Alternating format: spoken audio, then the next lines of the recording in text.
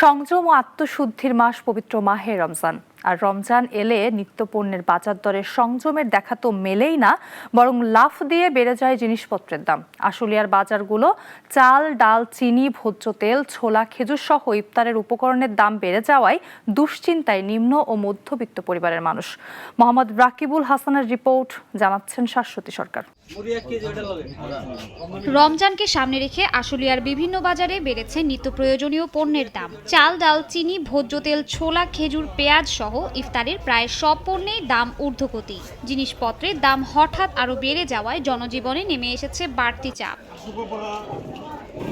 রোজার প্রস্তুতি নিতে বাজারে দেখা গেছে উপচে পড়া ভিড়। শাকসবজি, মাছ, মাংস, চাল, ডাল ও ফলের আড়তগুলোতে দেখা গেছে মিশ্র প্রতিক্রিয়া। ক্রেতাদের অভিযোগ, অধিকাংশ পণ্যের দামই নাগালের বাইরে চলে যাচ্ছে।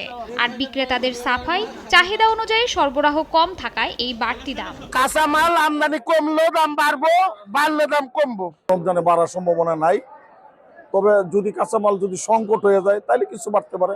কাঁচামাল বাড়ার সম্ভাবনা নাই। রমজান উপলক্ষে মাল নাই, দাম বেশি দিয়ে গেছে।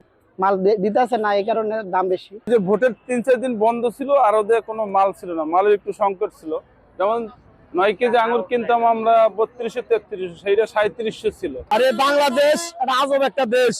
এদেশের রমজান এলে 2 টাকা জিনিস 6 টাকা, 4 টাকা না 6 টাকা হবে। এই আঙ্গুর কয়েকদিন আগে আমরা 300 টাকা কেজি বেচছি, এখন বেচতে হইতেছে আমাকে 450 টাকা কেজি। নিত্য প্রয়োজনীয় পণ্যের ঊর্ধ্বগতিতে মধ্যবিত্ত ও নিম্ন আয়ের মানুষের সংসার চালানোই নাভিশ্বাস হয়ে দাঁড়িয়েছে। বাজারে সিন্ডিকেট ভেঙে নিত্য প্রয়োজনীয় পণ্যের মূল্য নিয়ন্ত্রণে সরকারকে দ্রুত কার্যকর পদক্ষেপ গ্রহণের দাবি জনসাধারণের।